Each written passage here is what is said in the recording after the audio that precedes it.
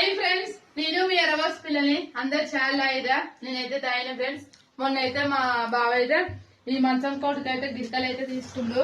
ఈ ఊకాటి పోతున్నాయని ఇక మేమైతే నిన్న పెట్టినాం.